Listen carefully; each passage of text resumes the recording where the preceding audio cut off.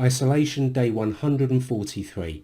I'm going to be giving you some information up until Sunday the 9th of August, although today is actually Wednesday the 12th. So it was a few days ago. I hope you're all well and you're looking after yourselves. It has been incredibly hot in the UK. I don't remember a time when it's been this hot and this close for such a long period of time. As I've been telling you over the last sort of week or so, my blood sugars have been playing up. It's really quite difficult to control blood sugars when it's so very close and you're spending all of your time hot, sweaty and quite uncomfortable really. I've got a fan here, but when I put the fan on it causes me huge problems with the microphone and it'll just cause issues with you being able to hear me. It's now been 2 weeks after the Mastering Diabetes online retreat, and as I said last week, my undertaking was to consume sort of 1700 calories to make sure I eat plenty of carbs to ensure that I don't lose any more weight and just to see what happens. My last week you saw I fasted twice. I couldn't fast this week because it's been so bloody hot that my blood sugars have been really quite low for considerable periods of time. I also did some work in the garden. But look, let me give you an overview of everything. There are some really quite interesting figures here and some big movements. So I'm hoping that you guys will, as I say, get some value from it. This is an overview of some of the information. Calories consumed. Look at that. Over 2,000 calories. That's good. Average of about 1,800. Carbs, 342. One day, 404.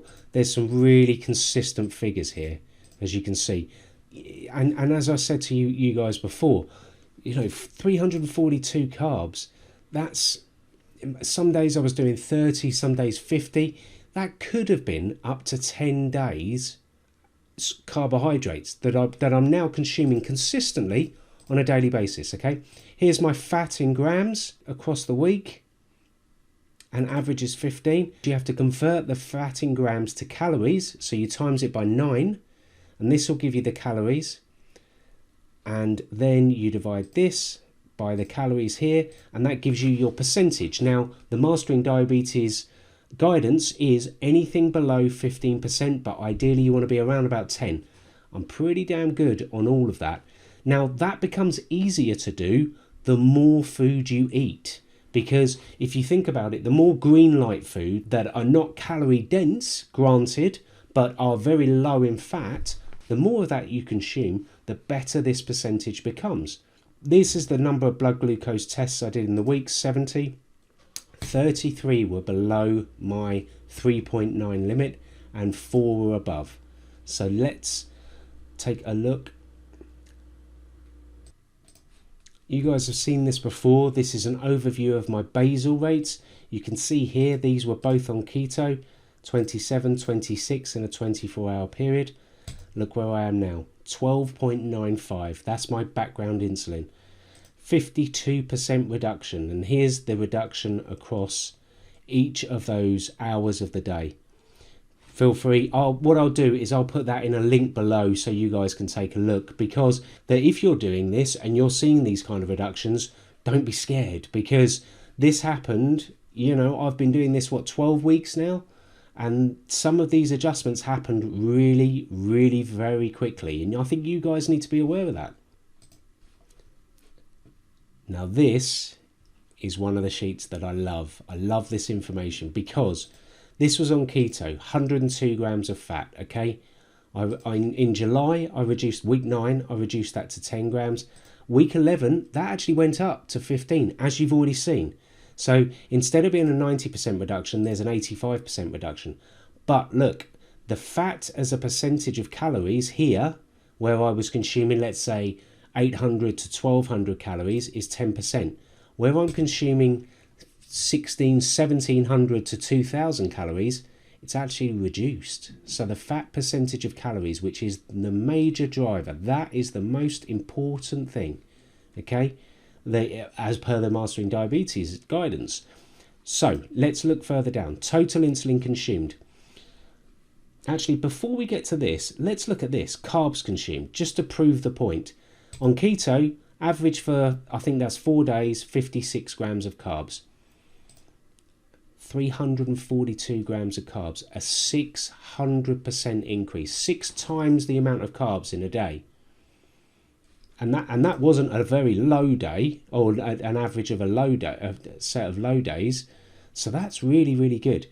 Now let's come back up here. Total insulin consumed. So I'm consuming 6 times the amount of food. Look at where the total insulin has gone. There's a 30% decrease in total insulin. That's basal and bolus. Basal insulin, okay, which you've just seen, as an average is 47% lower, okay? Now, carb to insulin ratio was 1.8. 1.8 grams of carbs per unit of insulin. I'm now at 15.6 grams of carbs per unit of insulin. That is 9 times higher. That's a 900% increase. I think that is a figure that no one can argue with, because I'm seeing that, and I'm seeing it consistently, day in, day out at the moment. Bolus carb to insulin ratio.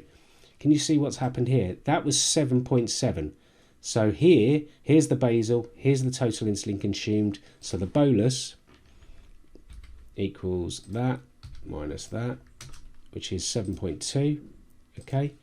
And then what you do is bolus to carb insulin ratio, which equals the 56 divided by the 7.2, 7.7, okay? So just to prove that, you basically have 7.7 grams of carbs per unit of bolus insulin. There you go, 38 grams. That justifies everything that's above. For the first 1, 2, 3, 4 days, I wasn't working in the garden, okay? So you can see, didn't have any issues here, really. Yes, there are some lows, but they're not horrendous lows. I was consuming plenty of carbs, but they are not horrendous lows. There was actually a couple of highs here, and there was another one here on Thursday. But you can see, it got more and more close and hotter every day this week, and Friday, Saturday and Sunday it was hot throughout the entire day, and you can see the effect it's had on my blood.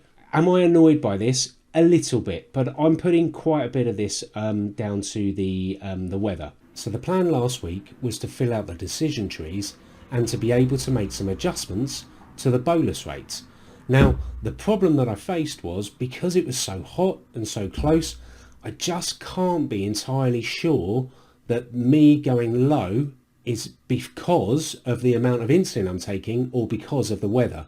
I'm trying to be a bit conservative. What I have done is I have changed my carb to insulin ratio. My carb ratio between 12 at night and 11 in the morning is now 34, and between 11 in the morning and 12 at night is 40, okay?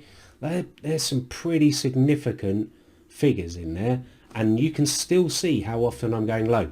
I'm expecting the weather not to continue like this for very much longer.